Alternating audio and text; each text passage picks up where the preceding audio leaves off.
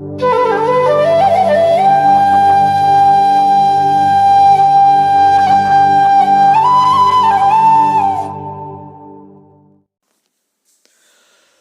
नमस्कार यहाँहरूलाई। विश्व प्रसिद्ध पुस्तक दुखिया केटी यो कथा सङ्ग्रह हो। तस्लिमा नसरिन आफैमा विश्व प्रसिद्ध व्यक्तित्व हुन्। उनीले त्यति बेलाको मुस्लिम समुदायमा हुने गरेको अन्धविश्वास, रूढिवादी परम्परालाई चिरेर राखेकै छिन् उनको कलमले। यही कथा सङ्ग्रहभित्रको मातृत्व शीर्षकमा रहेको कथा तपाईहरू बीचमा राख्ने प्रयास गरेको छु। मातृत्व। मेरो विवाह भएको 7 वर्ष भइसक्यो। मलाई आजसम्म कुनै सन्तान भएन। अहिलेसम्म बच्चा किन भएन? यस कुरालाई लिएर मेरा सासू ससुराले मलाई थोरै व्यङ्ग्य गरेनन्। मैले किन अपराध गरेँ जो आफ्नो छोराको लागि यस्तै बुहारी लिएर आयो, जो बाँझी छ, कठै कस्तो सुनको टुक्रा जस्तो मेरो छोरा, कस्तै बाँझी स्वास्नीको साथमा गृहस्थी बसाइरहेछ। घरमा यस्तै बाँझी आइमै छ कि बाहिरतिर मुख देखाउन मुस्किल भइसक्यो। कुनै अरूसँग विवाह भएको भए पुरै बालबच्चाहरू आँगनमा भरिएका हुन्थे। अब उनीहरू मेरो प्रत्येक काममा स्वयं गल्ती निकाल्छन्। उनीहरूको गुनासो छ कि मैले पकाएको खाना मुखमा हाल्न सकिँदैन, मैले धोएका लुगाहरू सफा नै हुँदैनन्, घर ठिकठाक राख्नमा मेरो आँखा लाग्दैन। यस्तै यस्तै यिनीहरू मलाई आफन्तहरूको विवाह आदिमा लिएर जाँदैनन्। भन्छन् मैले गएमा अमङ्गल हुन्छ। बिहान सबेरै आँखा खुल्ने बित्तिकै सासूजीको आँखा यदि म माथि पर्यो भने उनी आतङ्कित भइहाल्छिन्। उनी आशङ्कित भइहाल्छन् कि पक्कै कुनै दुर्घटना हुनेछ। घरमा जुन रौँ खुइलिएको गुस्सिया कुकुर छ उसलाई बरु मभन्दा बढी इज्जत दिइन्छ। घरमा जो कोही नातेदार आउँछ त्यसबेला उसको अगाडिबाट हट्नका लागि त्यस भुस्या कुकुरलाई पनि त्यति दूर दूर भनिँदैन जति मलाई लखेटिन्छ। यो सबै देखेर मेरो मन दुखी भइहाल्छ। मैले आफ्नो माइतीकालाई खबर पठाएँ कि उनीहरू आएर मलाई लैजाऊ।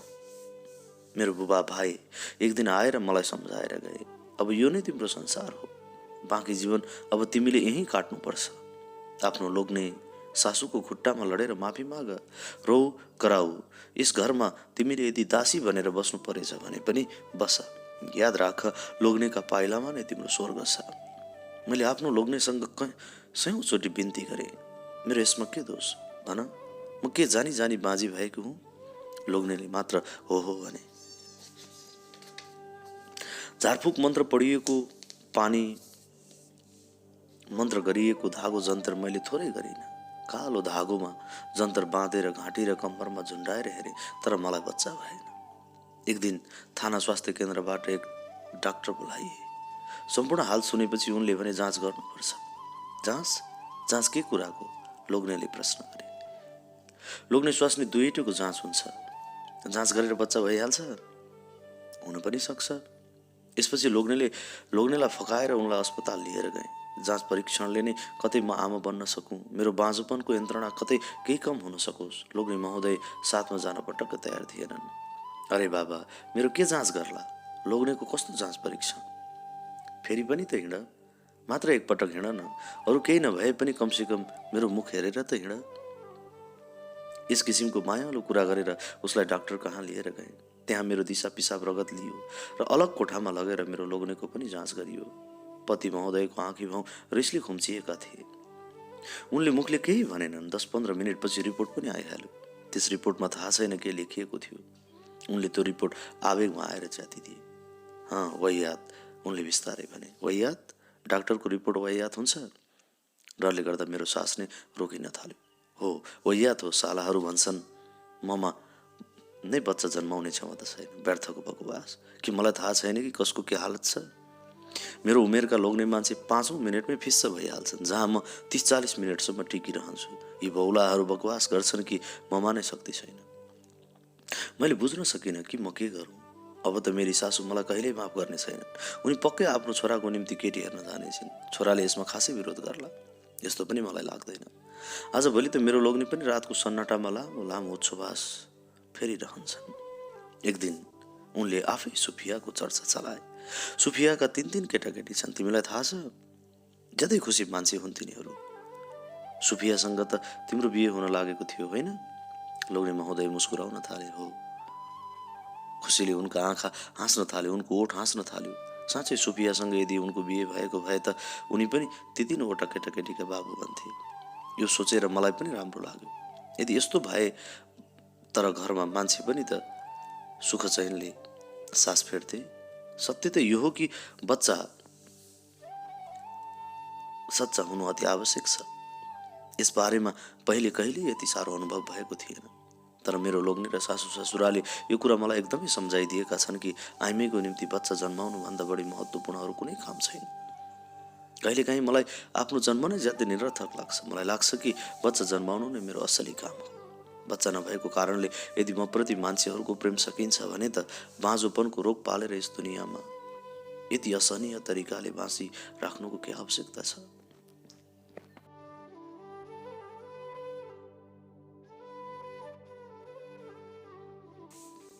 दिनभरि म उदास उदास मनसँगै तरकारी काटिरहन्छु, खाना पकाउँछु, लोग्ने सासूलाई खाना पस्किन्छु र खुवाउँछु, थाल भाँडा माझ्छु, जानी जानी धेरैभन्दा धेरै काम गरिरहन्छु ताकि बाँझोपनको ग्लानी धेरै थोर कम होस्। मैले नै पकाएको खाना खाँदै खाँदै सासूज्यू र छरछिमेकीहरूसँग गफगाफ गरिरहन्छन्। छोराको बिहेको निम्ति कहाँ कुन चाहिँ सुयोग्य केटी छ यसबारेमा सरसल्लाह गरिरहन्छन्।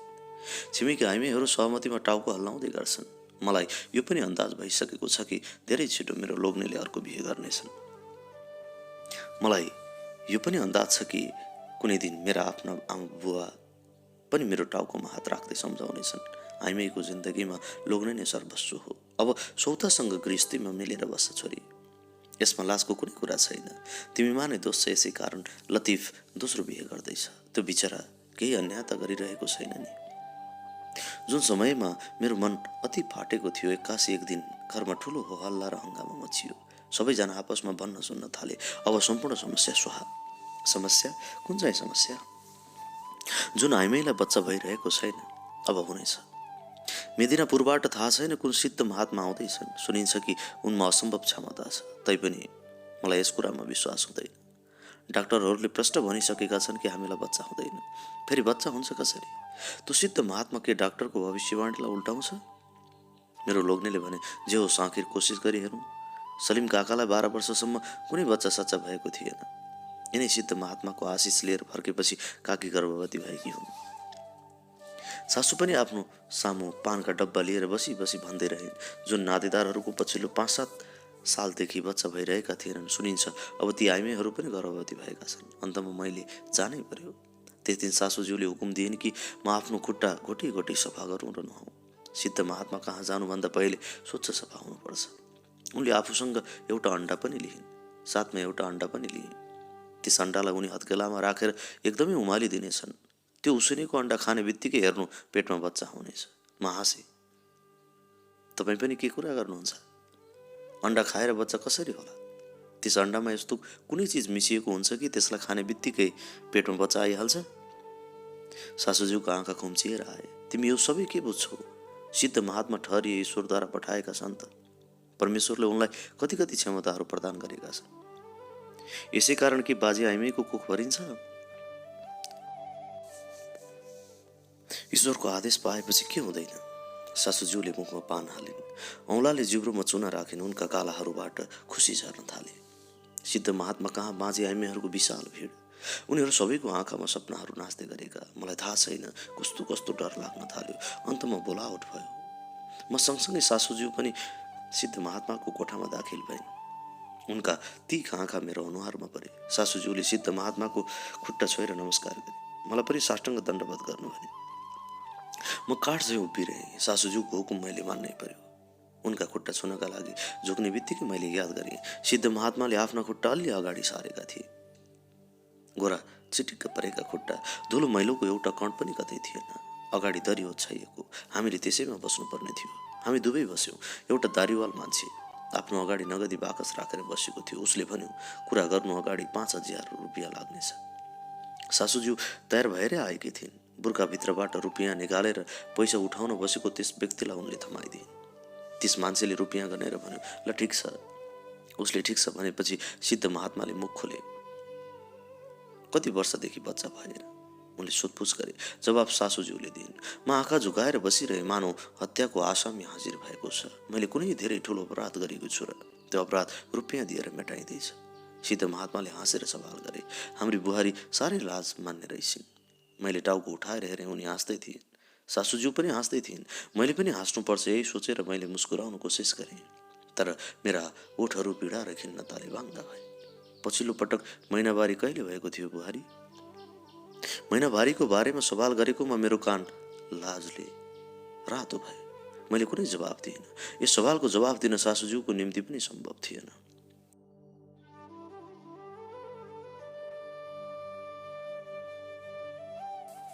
सिद्ध महात्माले बडो दयालु आवाजमा आश्वासन दिए। महिनावारी भएको 12 दिनपछि तिमी आउनुपर्छ बुहारी। आफ्नो साथमा एउटा अन्डा लिएर आउनु। अन्डा खानाले ईश्वरको कृपाले तिमीलाई सन्तान अवश्य हुनेछ। सासूज्यूले दोस्रो पटक उनको खुट्टा छोएर बाहिर निस्किन्। उनको हातको अन्डा हातमै रह्यो। दर्शनार्थीहरूको भिड दलानदेखि सुरु भएर आँगनसम्म फैलिसकेको थियो। सबैको हातमा एउटा एउटा अन्डा।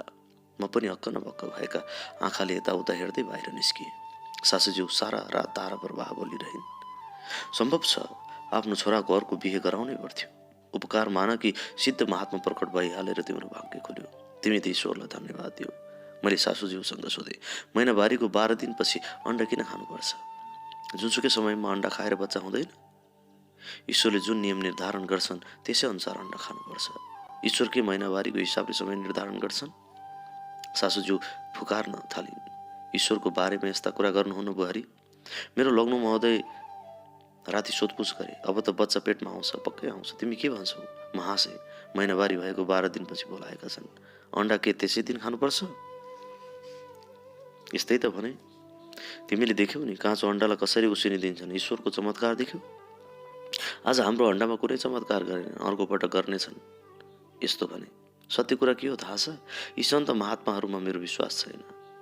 हिँडौँ हामी कुनै राम्रो डाक्टरलाई देखाउँ। त्यसमा यदि इलाज हुँदैन भने हिँड हामी विदेशतिर लागौँ। लोग्नेले झम्टिहाले। सुन, ईश्वरमा विश्वास राख। सिद्ध महात्मा कहाँ यति मान्छे जान्छन्। हुल्का हुल करोडपतिहरू त्यहाँ भिड लगाइरहन्छन्। उनीहरू पनि खुट्टाको धुलो आफ्नो निधारमा लगाउँछन्। यतिका पढे लेखेका मान्छेहरू के नजानेरै नबुझेरै उनी कहाँ जान्छन्? तिमी के सोध्छौ? तिनीहरू मूर्ख हुन्? क्याम्पस युनिभर्सिटीका प्राध्यापक, सचिव को जाँदैन उनी कहाँ? देशका राष्ट्रपतिसम्म उनको खुट्टामा लडीबुडी गर्छन्। महिनावारीपछि 12औं दिन कहिले आउँछ? सासूज्यूले यसको हिसाब किताब गरिसकेकी थिइन्। 12औं दिन मेरो लोग्ने र सासू दुवैले मलाई सिद्ध महात्मा कहाँ लिएर गए। सिद्ध महात्मा कहाँ पङ्क्तिबद्ध कोठाहरू, कतै मासु भुटिँदै थियो, कतै ईश्वरको चर्चा चल्दै थियो, कतै उज्यालो अनुहार सहित टोपी कुर्तामा केही मान्छेहरू बसिरहेका, कतै हुल्का हुल आइमेहरू अनुहार झुकाएर बसिरहेका। मेरो लोग्ने मुक्त आँखाले चारैतिर हेर्दै थिए। 2 घण्टाको प्रतीक्षापछि सिद्ध महात्माको दर्शन भयो। आज मैले सिद्ध महात्माले दिएको उसिनेको अन्डा खानु थियो। सासूज्यूले आज पनि आफ्नो बुर्काभित्र लुकाएर अन्डा ल्याएकी थिइन्। सिद्ध महात्माको कोठामा छिर्ने बित्तिकै पछिल्लो दिन जस्तै त्यस अतिरिक्त मान्छेले धातु जस्तै झन्झनाउको आवाजमा भन्यो, 5000। मेरो लोग्नेले तुरुन्तै 5000 रुपियाँ त्यस व्यक्तिको हातमा थमाइदिए। सिद्ध महात्मा हातमा अन्डा लिएर मुस्कुराइरहे। अन्डालाई हातमा घुमाउँदै सिद्ध महात्माले फर्माउनु भयो, परमेश्वरसँग याचना गरे चाहिँ माग्नुपर्छ, हो कि होइन? लोग्ने महोदयले स्वीकृतिमा टाउको हल्लाए। कचौराको किनाराले ठोकेर सिद्ध महात्माले त्यो अन्डा फोडेर भने, ईश्वरको नाउँमा लिएर यसलाई खाऊ बुहारी। अन्डा साँच्चीकै पाकेको थियो। मलाई लाग्यो यो त नितान्त जादु हो। बचपनमा मेरो छिमेकीको घरमा एउटा केटो बस्थ्यो। उसको हातमा इँटाको कुनै टुक्रा थमाउने बित्तिकै ऊ आफ्नो दुवै हात पछाडितिर लिएर जान्थ्यो। थाहा छैन के गडबड गर्थ्यो र जब ऊ हात अगाडि गर्थ्यो उसको हातमा इँटाको टुक्राको सट्टा सिङ्गै अम्बा हुन्थ्यो। पछि हामीले उसको चलाकी पक्रियौँ।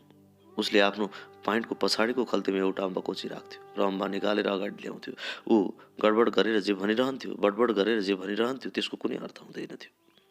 सिद्ध महात्माले पनि जब केही बडबड गर्दै अन्डा फुफु गरे, मेरो दृष्टिमा त्यसको कुनै अर्थ थिएन। मेरो लोग्नेले त्यो अन्डा आफ्नो हातमा लिएर हे ईश्वर भनेर मेरो मुखमा जम्मै कोचिदिए। मुखको अन्डा जब घाँटीबाट तल गयो, सिद्ध महात्माले फर्माउनु भयो, अब बुहारीलाई फुक्नुपर्छ।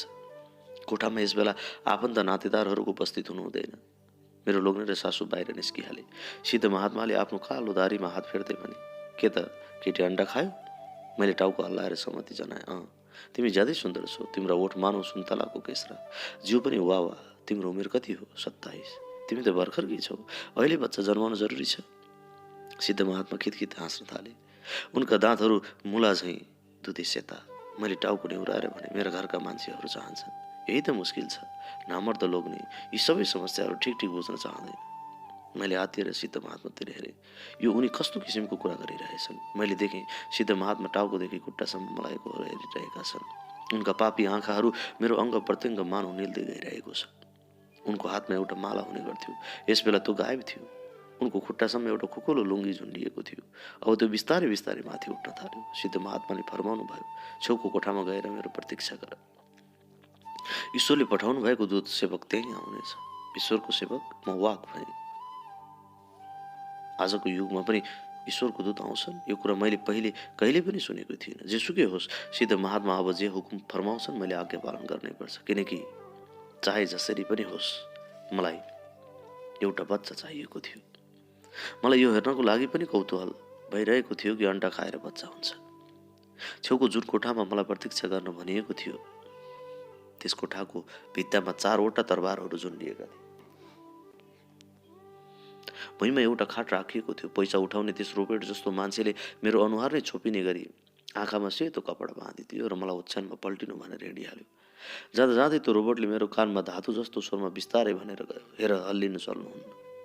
म काठ बनेर पल्टिरहेँ। अचानक मेरो शरीरमाथि कुनै ठुलो जिउडालको शरीर सवार भयो। त्यस ठुलो जिउडालले शरीरलाई पुरै 15 मिनटसम्म केही केही गर्यो। मतिरबाट बाधा भएपछि उसले फरमायो, यो कुरा यदि तिमीले मान्छेहरूलाई भन्यो भने याद राख, मेरो त कुनै नोक्सानी हुने छैन, तर तिमी समस्यामा पर्नेछौ। तिम्रो लोग्नेले तिमीलाई तलाक दिनेछ। तिम्रो भलाइ यसैमा छ कि तिमी कसैसँग केही नभन, लुकाइराख। तिमीले एउटा बच्चा पाउनेछौ। मलाई तिमी मन पर्यो, यसै कारण तिमीलाई औषधि दिनको निम्ति म आफै आएको। बरु हामीहरूका लागि अरू नै मान्छेहरू छन्। लाठीकेटी यो सबैको बिना के बच्चा हुन्छ? म चुपचाप थिएँ। त्यो मान्छे उठेर गयो। धातुको जस्तो आवाज भएको त्यस रोबोट मान्छेले आएर मेरो अनुहार र आँखाको पट्टी खोलिदियो। ल अब तपाईँ जानुहोस्। म आफ्नो सारी ठिकठाक गरेर कोठाबाट बाहिर निक्लिएँ। बाहिर मेरी सासू र लोग्ने बसेका थिए। मलाई मन लाग्यो, घृणाले थुकिदियो। हो, सिद्ध महात्माको मुखमा त थुक्न सकिनँ। मलाई त्यस मान्छेले कुनै अर्को ढोकाबाट बाहिर निकाल्यो। मेरो लोग्ने दौडँदै मेरो छेउ आइपुगे। फुकफाक गरे? उनले सोधे। या कुनै जवाब दिन मन लाग्दैन। मेरो लोग्नेले खुसी गदगद थिए। मैले आफ्नै लोग्नेमाथि नै थुक्न चाहेँ, तर मैले देखेँ त्यो थुक मेरो लोग्नेको छेउबाट हावासँगै कतै अन्तैतिर उड्यो।